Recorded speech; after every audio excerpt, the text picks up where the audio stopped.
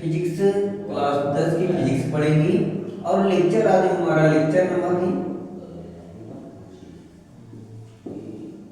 Number है 18। क्या है? आज हमारा लेक्चर नंबर रहेगा 18वां लेक्चर नंबर रहेगा। अब देखो आज हम पढ़ने वाले हैं प्रकाश की अपवर्तन के कारण। प्रकाश के अपवर्तन के कारण अब तक तो इसके पहले हम पढ़े प्रकाश के अपवर्तन से संबंधित परिभाषाओं को पढ़ चुके हैं इसके पहले वाली क्लास में।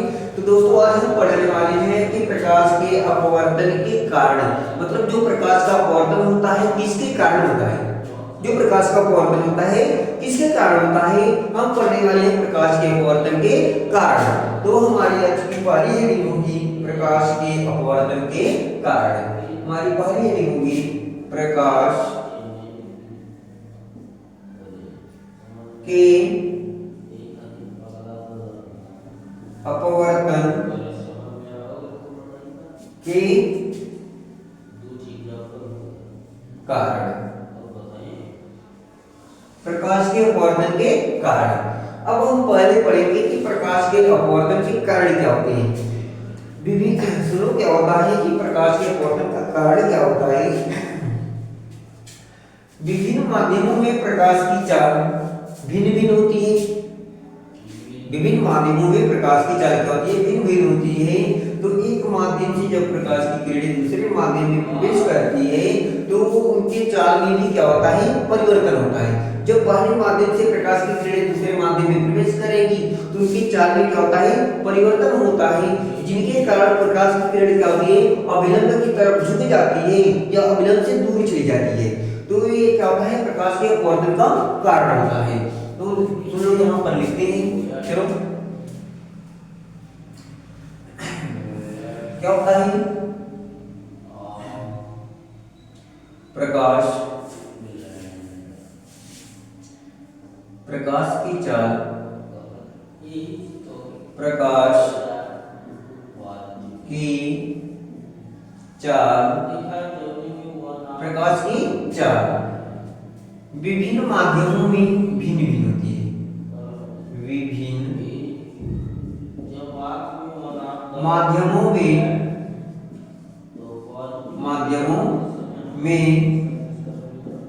भिन्न भिन्न होती है, क्योंकि भिन्न भिन्न होती है, भिन्न भिन्न होती है। जो प्रकाश की चाल है विभिन्न माध्यमों में क्या होती है, भिन्न भिन्न होती है, भिन्न भिन्न होती है। जब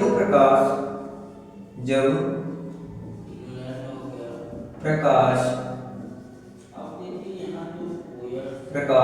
एक माध्यम से एक पारदर्शी माध्यम से दूसरे पारदर्शी माध्यम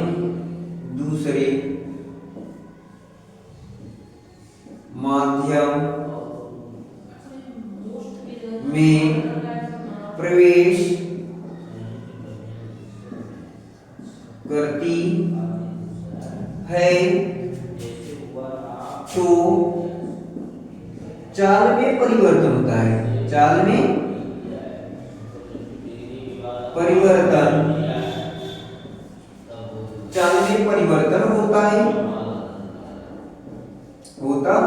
है, जिनके कारण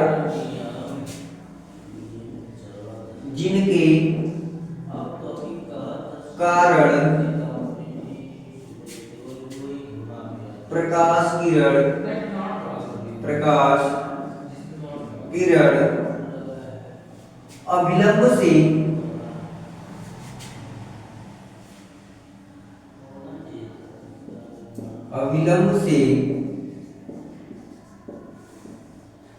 दूर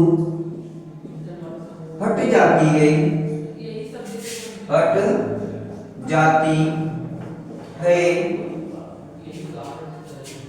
तथा पास आ जाती है, पास आ जाती है। पास आ जाती है। यह प्रकाश के अपवर्तन के कारण होता है। प्रकाश के अपवर्तन के कारण होता है। आया समझ में?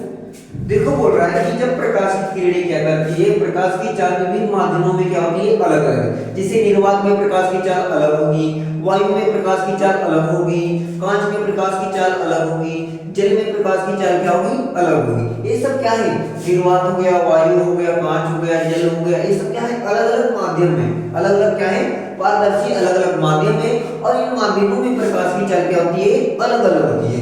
अलग अलग माध्यमों में प्रकाश की चाल अलग अलग। भिन्न का मतलब होता है भिन्न, भिन्न का मतलब अलग अलग, भिन्न का मतलब होता है अलग अलग, विभिन्न का मतलब भी होता है अलग अलग। तो अलग अलग माध्यमों में प्रकाश की चाल क्या होती है, अलग अलग होती है, अलग अलग होती है। जब प्रकाश एक पारदर्शी माध्यम से दूसरे पारदर्शी माध्यम में क्या करता है, प्रवेश करता है। जैसे मान लो यहाँ पर क्या ले लिए, वायु ले लिए और क्या कर लिए, कांच ले लिए, क्या कर लिए, कांच ले लिए। ये दोनों माध्यम क्या है, दोनों माध्यम अलग अलग है। एक भी माध्यम अलग है, वायु माध्यम अलग है, कांच भी माध्यम क्या है, अलग है। तो जब प्रकाश की किरणें एक माध्यम से दूसरे माध्यम में क्या करती है, प्रवेश करती है, तो ये या तो अभिलंब की तरफ झुक जाती है या अभिलंब से दूर हट जाती है।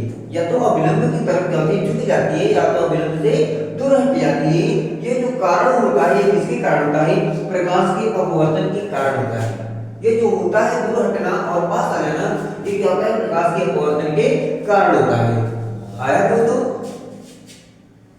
कि जब अलग अलग माध्यमों में, दोनों पारदर्शी माध्यम में, वायु में भी आर पार दिखाई देता है, कांच में भी आर पार देख सकते हैं, तो दोनों क्या है, पारदर्शी माध्यम है। और पारदर्शी माध्यम में जब एक माध्यम से प्रकाश की किरणें दूसरे माध्यम में प्रवेश करती है, या तो अभिलंब की तरफ क्या होगी, झुक जाएगी, या तो क्या होगी, अभिलंब से दूर हट जाएगी।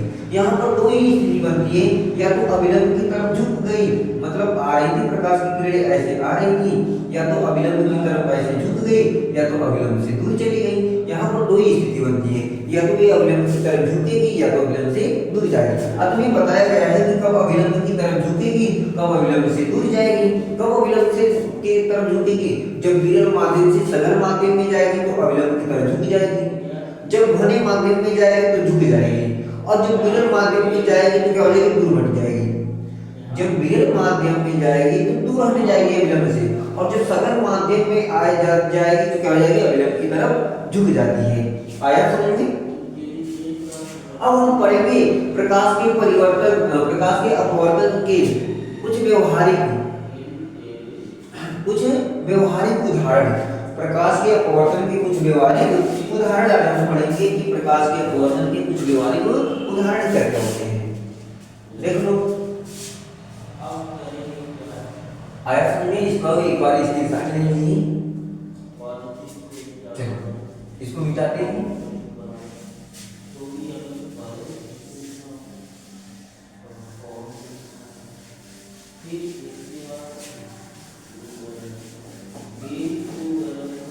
अब हम पढ़ेंगे प्रकाश के अपवर्तन के कुछ व्यवहारिक उदाहरण।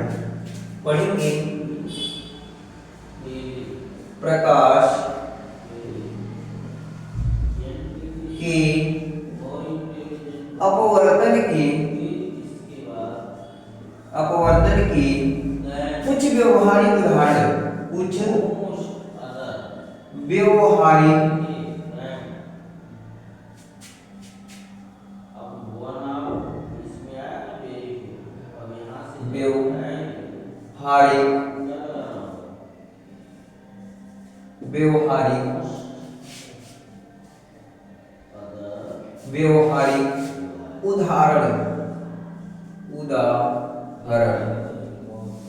उदाहरण। अब हम पढ़ेंगे कि प्रकाश के अपवर्तन के कुछ व्यवहारिक उदाहरण, मतलब प्रकाश का अपवर्तन किसके किसके कारण होता है, कब क्या परिवर्तन हो रहा है, तो कहेंगे कि प्रकाश के अपवर्तन के कारण हो रहा है। जैसे हम क्या करते हैं कि किसी गिलास में किसी गिलास में जल से भरे गिलास में क्या करते हैं, पानी के पेंसिल को डालते हैं, पानी के पेंसिल को क्या करते हैं, ऐसे डालते हैं, पानी को क्या करते हैं, पानी के पेंसिल को क्या करते हैं, जल से भरे गिलास में या बीकर में क्या करते हैं, जब हम क्या करते हैं, कोई मान क्या करते हैं, एक पात्र ले लेते हैं, पात्र बना लेते हैं। देखो एक कोई क्या है, गिलास है या पात्र जो भी समझो। अब यहाँ पर क्या है, पात्र है, तो इसमें हम क्या करते हैं, जब पेंसिल या किसी छड़ को क्या करते हैं, इसमें डालते हैं, थोड़ा सा सीधा खींचा नहीं जा रहा है, देखो। अब ये क्या है कि ये पेंसिल है, ये क्या है, पेंसिल है। जब हम किसी पेंसिल को क्या करते हैं कि पानी में डालते हैं, तो ये क्या होता है कि वे हमें तिरछी टूटी हुई प्रतीत होती है, वे क्या होती है, हमें टूटी हुई प्रतीत होती है। तो जब इसमें से प्रकाश की किरणें जाती है, तो जल की जब क्या होता है, जब ये क्या है, वायु का माध्यम है, यहाँ पर जल है, यहाँ पर क्या है, जल है। जब वायु के माध्यम से जब क्या होता है, जल के माध्यम में प्रवेश करता है, तब यहाँ से जो प्रकाश की किरणें जाएगी, यहाँ से प्रकाश की किरणें जाएगी, तो जैसे अब सतह पे टकराएगी वैसे क्या होगी, अभिलंब से दूर हट जाएगी। फिर उसी तरह जब दूसरी प्रकाश की किरणें जाएगी और टकराएगी, फिर अभिलंब से क्या हो जाएगी, दूर हट जाएगी, क्या हो जाएगी, दूर हट जाएगी। इसको टर्न करके भी ऐसे मिलाएंगे, तो ये जाकर के एक दूसरे बिंदु पर कहीं मिलेंगे, और जब मिलेंगे तो यहाँ पर ऐसे पेंसिल का मुख ऐसे बनेगा, क्या बनेगा, ऐसे बनेगा, देख लो यहाँ पर कैसे बनेगा, ऐसे बनेगा, ऐसे बनेगा, और एक किरणें आकर के यहाँ पर बिंदु ही प्रतीत होंगी। अब देखो क्या हो रहा है, ये क्या है, विरल माध्यम, ये क्या है, सघन माध्यम है, क्या होता है, ये सघन माध्यम है, ये क्या है, सघन। इस सघन माध्यम में जो जल है वायु की अपेक्षा क्या होता है, सघन होता है, मतलब घना होता है। ये क्या है, वायु का माध्यम है, ये क्या है, वायु का माध्यम है, ये क्या है, वायु का माध्यम है। आया समझ में? देखो ऐसे ही चित्र बनेगा, ऐसे ही चित्र बनेगा। पहला है, इसमें हम पहला उदाहरण पढ़ेंगे, पहला उदाहरण हमारा रहेगा, पहला उदाहरण, जब प्रकाश की किरणें क्या होती है, जब जल से भरे गिलास का अपवर्तन के कारण क्या होता है, अपवर्तन के कारण ही, अपवर्तन के कारण ही, अपवर्तन के कारण ही जल से भरे गिलास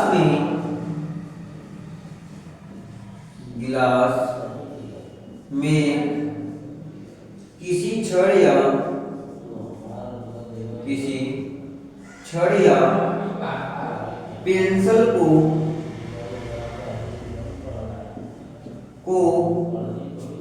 डालने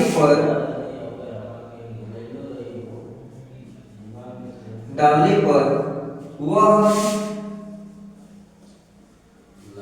टूटी हुई प्रतीत होती है, वह टूटी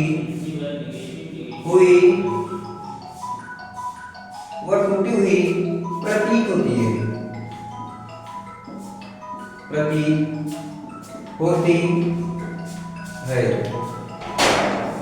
वह टूटी हुई क्या होती है, प्रतीत होती है।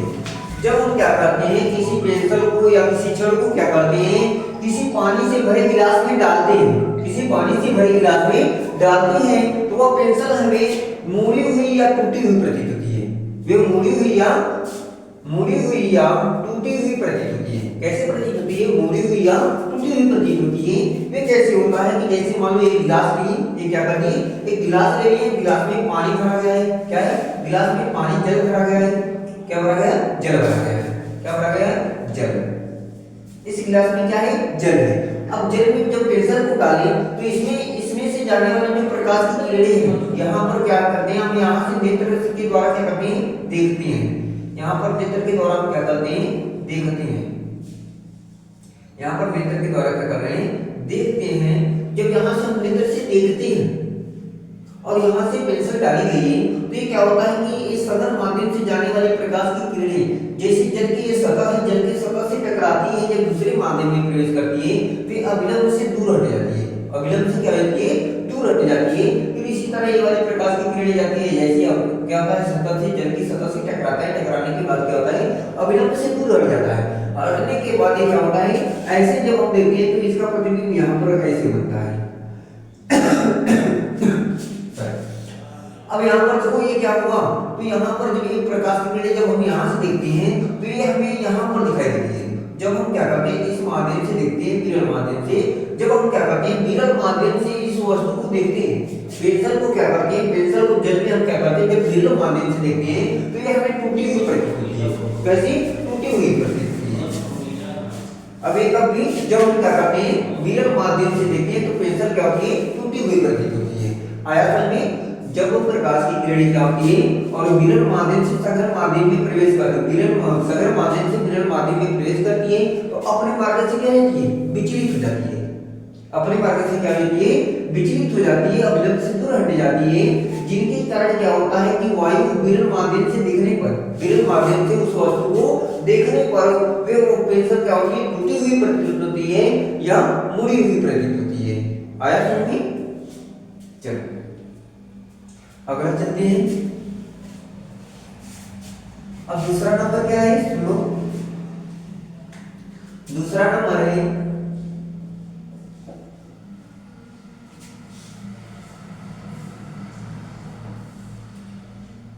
सुनो, दूसरा नंबर प्रकाश के अपवर्तन के कारण क्या होता है कि किसी जल से भरे पात्र में सिक्के को डालने पर वे उथला प्रतीत होता है।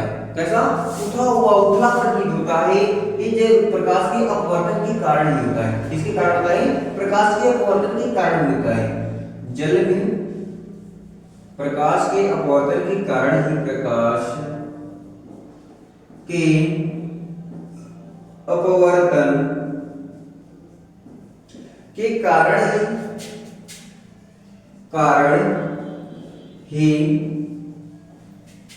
किसी जल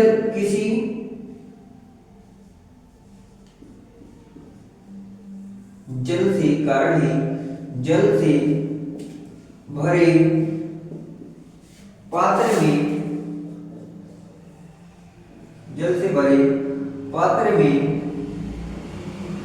सिक्के डालने पर सिक्के को डालने पर वह सिक्का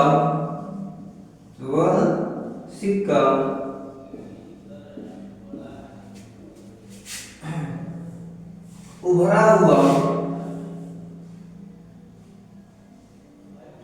उथला हुआ प्रतीत होता है। जो सिक्का होता है उथला हुआ प्रतीत होता है। जब हम क्या करते हैं, प्रकाश के अपवर्तन के कारण होता है कि किसी जल से भरे किसी पात्र में हम क्या करते हैं, सिक्कों को डालते हैं। सिक्के को क्या करते हैं, डालने पर वह सिक्का उथला हुआ क्या होता है, प्रतीत होता है। वो उथला हुआ क्या होता है, प्रतीत होता है। यह प्रकाश के अपवर्तन के कारण होता है। अब कैसे होता है, जैसे मान लो कोई पात्र है, कोई क्या है, पात्र है, इसमें हम यहाँ पर सिक्के को डाल दिए, सिक्कों को क्या कर दिए, डाल दिए। अब इसके यहाँ से चलने वाली जो यहाँ पर जल की सतह से अपवर्तन के बाद, जल की सतह से क्या होता है, अपवर्तन के बाद क्या होता है कि वह सिक्का उथला हुआ प्रतीत होता है। जल की सतह से अपवर्तन के बाद क्या होता है, यह सिक्का उथला हुआ। अब जैसे मान लो यहाँ पर हम सिक्के को डाले और यहाँ से चलने वाली प्रकाश की किरणें गई, प्रकाश की किरणें ऐसे हम देख रहे हैं, यहाँ से प्रकाश की किरणें गई और जैसी जाएगी तो वे अविलंब से क्या हो जाती है, मुड़ जाती है। अविलंब से क्या हो जाती है, वे क्या होती है, अविलंब से क्या होती है, दूर हट जाती है। अब यहाँ से ऐसे खींचते हुए जाएंगे ये दोनों किरणें, तो ये जाकर के यहाँ पर मिलती है। क्या मिलती है, यहाँ पर। अब यहाँ पर जो सिक्के का प्रतिबिंब बनेगा ना, यहाँ पर बनेगा। कहाँ बनेगा, यहाँ पर बनेगा। ये क्या है, वास्तविक है, ये वास्तविक सिक्का है, वास्तविक। ये क्या है, वास्तविक सिक्का है। ये प्रतिबिंब बन रहा है, क्या बन रहा है, प्रतिबिंब बनता है। ये क्या बनता है, प्रतिबिंब। तो ये क्या होता है, हमें ये सिक्का क्या होता है, उथला हुआ प्रतीत होता है। क्या होता है, उथला हुआ। जब हम क्या करते हैं, विरल माध्यम से इस सिक्के को देखते हैं, क्या कहते हैं, उथला हुआ प्रतीत होता है जब हम क्या करते हैं कि विरल माध्यम से सिक्के को देखते हैं। जब हम क्या करते हैं, विरल माध्यम से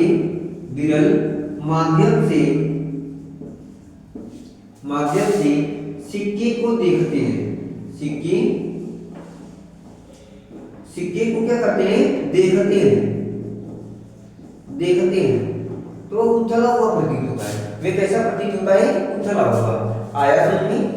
अगर कोई पूछेगा कि पानी में सिक्के को पानी में डालने पर वो उथला हुआ प्रतीत क्यों होता है, तो हम बताएंगे कि ये प्रकाश के अपवर्तन के कारण होता है।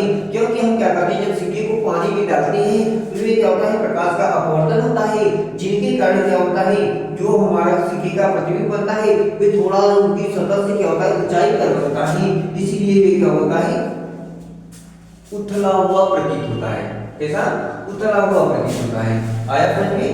अब हमारा इसमें का तीसरा नंबर है, प्रकाश के अपवर्तन के कुछ व्यवहारिक नियम का क्या है, तीसरा उदाहरण क्या है, सुनो।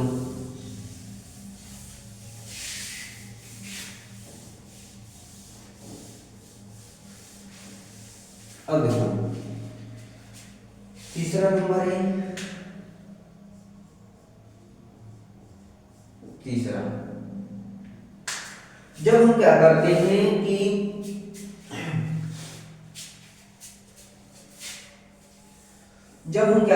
कि समुद्र के तल को, समुद्र की गहराई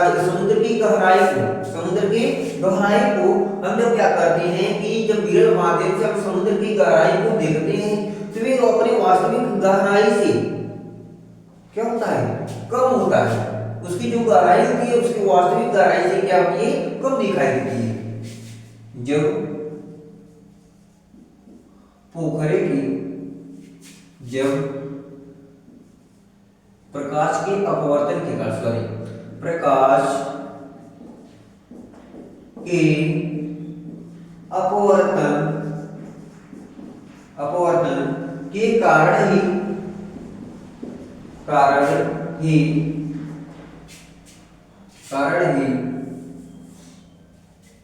किसी तालाब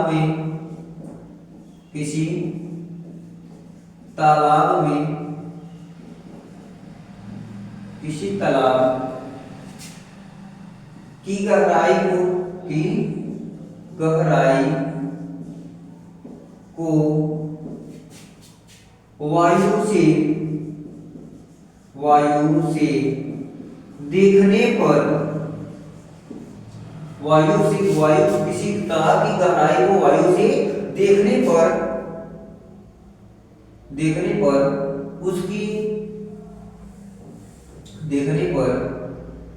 उस तालाब की गहराई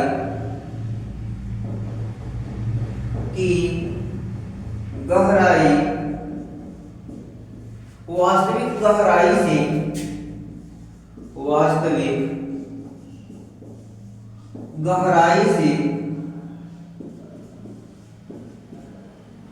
गहराई से कम प्रतीत होती है,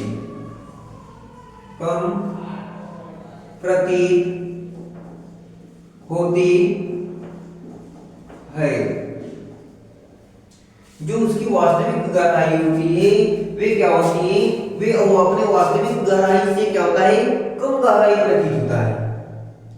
आया समझ में? जब हम प्रकाश के अपवर्तन के कारण क्या होता है, जब किसी तालाब में, जब किसी तालाब की गहराई को क्या करते हैं, वायु से देखते हैं तो उस तालाब की गहराई वास्तविक गहराई से कम दिखाई प्रतीत होती है।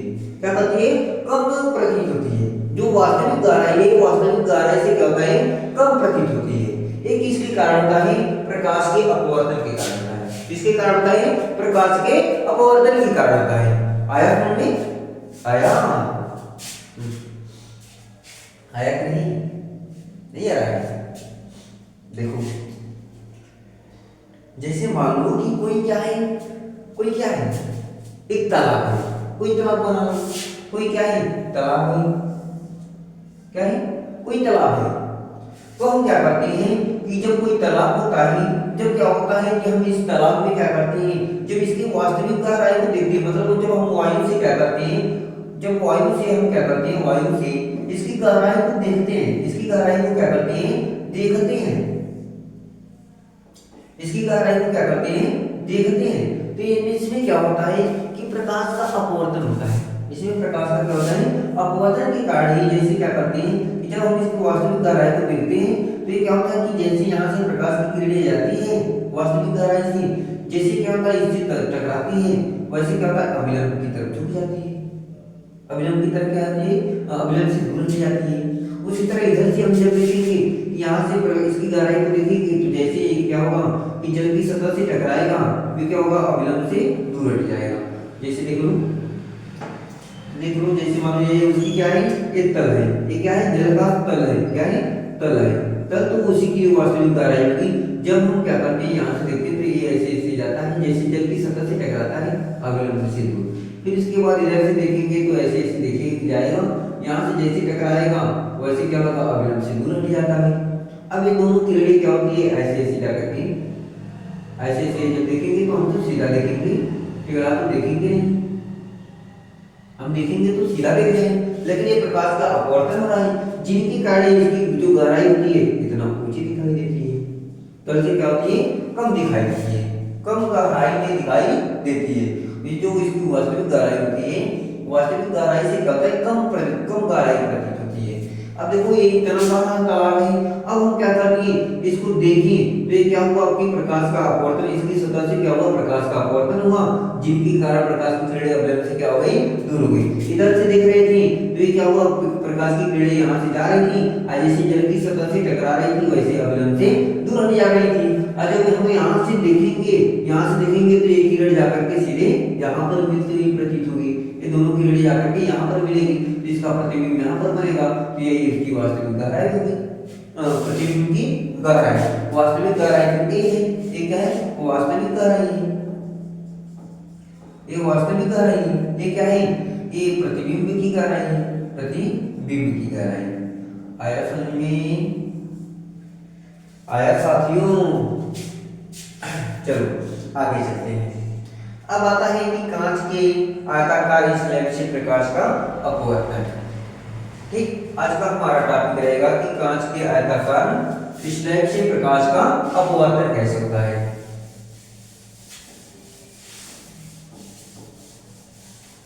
देखो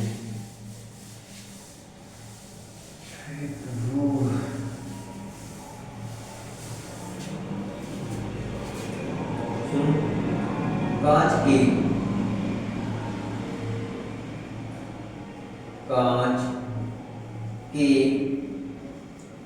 आयताकार स्लैब से, कांच के आयताकार स्लैब से अपवर्तन,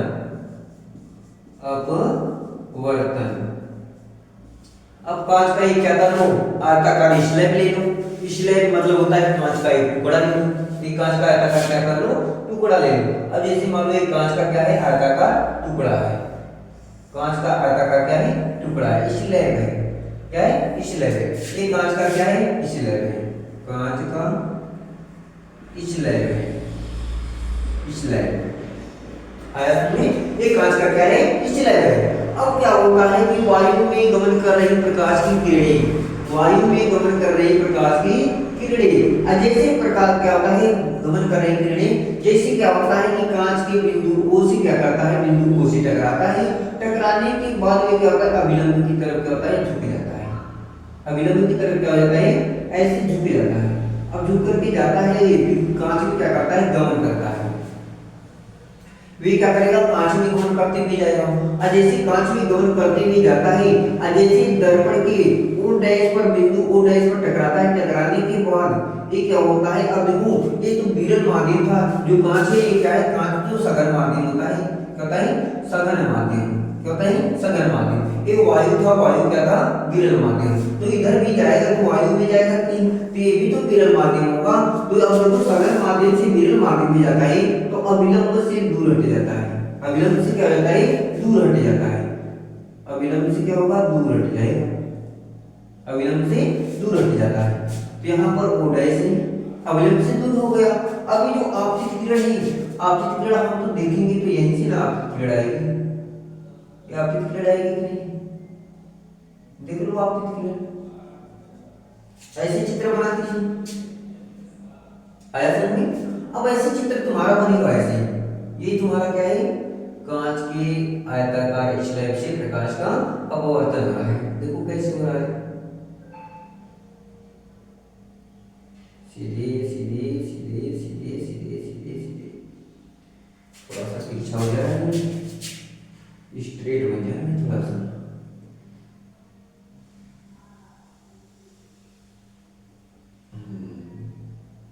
देखो ये ऐसे ऐसे होगा। अब देखो क्या होता है कि ऐसे बना। अब देखो क्या होता है कि जब एक माध्यम से दूसरे माध्यम में प्रवेश करता है तो ये कांच का स्लैब था। अब जब वायु में ये जाएगा, ये प्रकाश की किरणें जब क्या होती है वायु में दोबारा कांच से क्या होता है अपवर्तित होती है। अपवर्तन के बाद क्या होता है, जब वायु में फिर जाती है तो इसे निर्गत किरण बोलते हैं। क्या बोलते हैं, निर्गत किरण। क्या बोलते हैं, इसे निर्गत किरण। जो ये आ रहा है ये आपतित किरण हो गया। क्या हो गया, ये आपतित किरण है। क्या है, आपतित किरण, आपतित किरण है। और ये क्या है, अपवर्तित किरण है। ये क्या है, अपवर्तित किरण, अपवर्तित किरण है। क्या है, अपवर्तित किरण। आया समझ में। और ये आपतित किरण क्या है, ये आपतित किरण जाता हुआ प्रतीत हो रहा है लेकिन जा नहीं रहा है, ये डॉट डॉट है। ठीक, अब देखो जब क्या हो रहा है कि कांच के आयताकार स्लैब से प्रकाश का अपवर्तन कैसे होता है कि जब क्या होता है, वायु में गमन कर रही प्रकाश की किरणें, आपतित किरणें, जो क्या होता है कांच के स्लैब के बिंदु O से क्या होता है अपवर्तित होता है, टकराता है। टकराने के बाद क्या होता है, वे कांच के क्या हो जाता है, अपवर्तित हो जाता है। क्या हो जाता है, अपवर्तित हो जाता है। फिर अपवर्तित होने के बाद ये क्या हो गया, यहाँ पर अपवर्तित हो गया। फिर अपवर्तित होने के बाद ये क्या होता है कि क्या होता है, कांच में गमन कर रही क्या होता है प्रकाश की किरणें जब क्या होती है कि कांच के स्लैब के बिंदु O डैश से क्या होती है, टकराती है। तो अपवर्तन के बाद वे क्या होती है, निर्गत किरण। वे क्या होती है, वायु में प्रवेश करती है। वे क्या करती है, वायु से बाहर निकल जाती है, वायु में बाहर निकल जाती है, जिनके कारण क्या होता है, ये प्रकाश का अपवर्तन होता है। और देखो इनके प्रकाश के अपवर्तन जो निर्गत किरण और आपतित किरण, ये दोनों क्या होती है, एक दूसरे की क्या होती है, समान क्या हो जाती है। अब इनके बीच के जो लंबवत क्या होती है, दूरी विस्थापन होता है, ये समान होता है। इनके बीच का लंबवत विस्थापन क्या होता है, समान होता है। क्या होता है, समान होता है। जो विस्थापन है क्या है, जो विस्थापन है क्या होता है, समान होता है। और इसी समान विस्थापन को पार्श्विक विस्थापन कहते हैं, पार्श्विक विस्थापन कहते हैं, पार्श्विक विस्थापन कहते हैं। आया समझ में। तो यहाँ पर देखो हम लिखेंगे, क्या लिखेंगे, कैसे लिखेंगे, देखो थोड़ा सा सेंटेंस बड़ा होगा, घबराना नहीं है कि ये क्या है, आयताकार क्या है, कि आयताकार स्लैब है।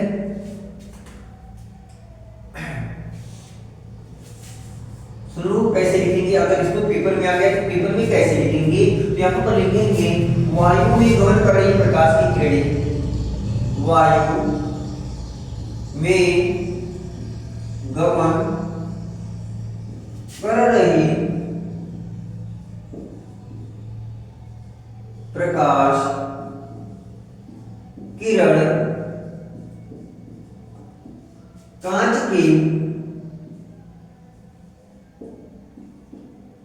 के आयताकार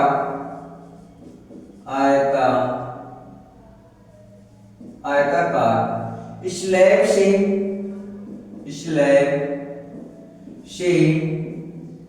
अपवर्तन के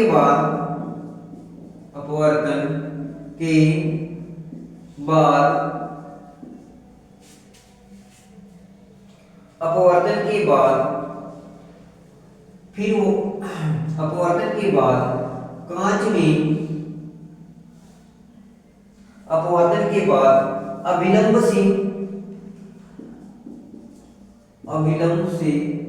की तरफ की और झुक जाती है, झुक जाती है। अब विलंब की तरफ क्या होती है, झुक जाती है। तथा कांच में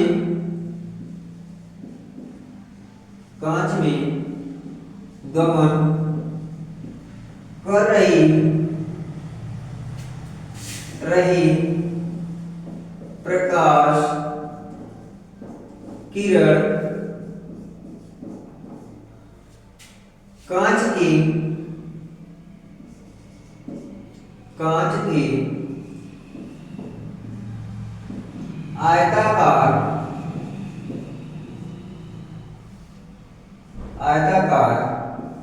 स्लैब के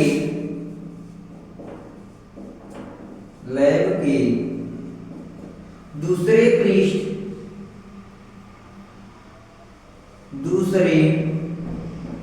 पृष्ठ ओ डैश पर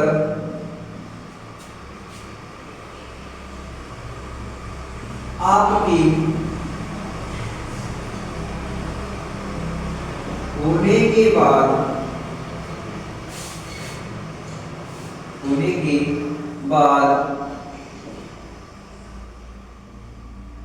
वायु माध्यम में निर्गत हो जाती है, निर्गत किरण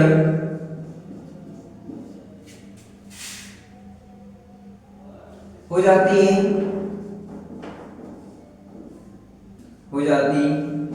है, वायु में क्या हो जाती है, वायु में निर्गत किरण के रूप में क्या होती है, बाहर निकल जाती है, निर्गत किरण हो जाती है। तो निर्गत किरण और आपतित किरण के बीच का विस्थापन क्या होता है, समान होता है। आपतित किरण तो आपतित किरण तथा निर्गत किरण के बीच की लंबाई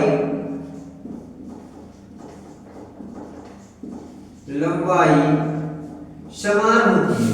क्या होती है, समान होती है।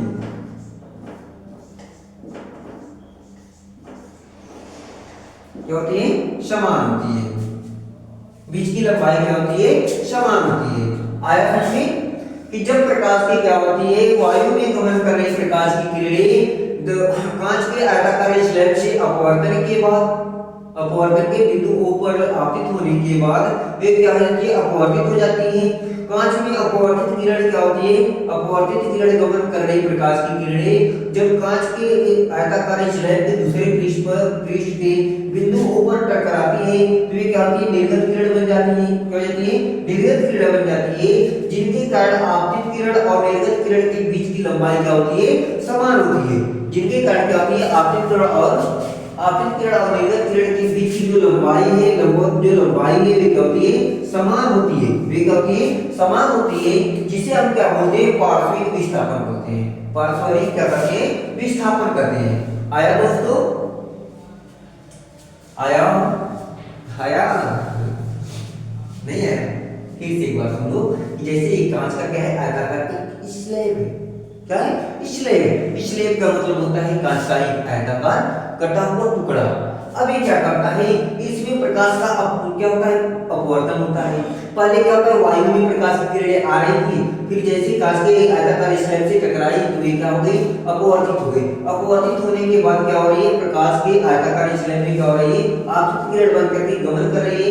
जैसे क्या होगा कि कांच के आयताकार स्लैब के बिंदु O डैश पर टकराती है तो अपवर्तित होने के बाद क्या होती है, निर्गत किरण वायु में पुनः जाती है तो ये निर्गत किरण बन जाती है। तो ये जो निर्गत किरण है और जो ये आपतित किरण, ये दोनों के बीच की लंबाई क्या होती है, समान होती है। और इस लंबाई जो समान होती है इसी को हम बोलते हैं पारस्परिक विस्थापन। इसी को हम क्या बोलते हैं, पारस्परिक विस्थापन करते हैं। ये जो बीच की लंबाई, लगभग लंबाई है जो समान होती है, इसी को बोलते हैं पारस्परिक विस्थापन करते हैं। क्या बोलते हैं, विस्थापन करते हैं। क्या बोलते हैं, पारस्परिक विस्थापन करते हैं। आया, आज की हमारी वीडियो यहीं पर क्या होगी, समाप्त होगी। आप सभी को हमारे चैनल पे आने के लिए बहुत बहुत से धन्यवाद। हम जानते हैं कि आप लोग अच्छे से पढ़ाई कर रहे हैं, पूरी ताकत लगा दो, पूरी जी जान से लग जाओ। और पढ़ाई में जो समझ में नहीं आता है कमेंट बॉक्स में जरूर लिखना, कमेंट बॉक्स में जरूर लिखो। आ रहा है समझ। हमारी कल की अगली टॉपिक हो गई कि प्रकाश के अपवर्तन के नियम। कल का हमारा अगली टॉपिक चलेगी कि प्रकाश के अपवर्तन के नियम। प्रकाश के अपवर्तन के नियम, अपवर्तन के नियम, ये हमारी कल की क्लास चलेगी। नियम आया, ये हमारी कल की दूसरी क्लास चलेगी। आया दोस्तों, ये वाला समझ में आया कि नहीं, बोलो आया कि नहीं। अगर आ गया तो बहुत अच्छी बात है, अगर नहीं आया वो तो बोलो फिर से बता दी। लेकिन तो हम जानते हैं कि हमारे दोस्तों को, हमारे भाइयों को आ गया होगा, आ गया ना। नहीं आएगा तो फिर एक बार दोहराया जाएगा। ठीक, धन्यवाद। आज की हमारी वीडियो यहीं पर समाप्त हो रही है। आप सभी लोग हमारे वीडियो को ज़्यादा से ज़्यादा लाइक करें, शेयर करें और अधिक से अधिक सब्सक्राइब करें।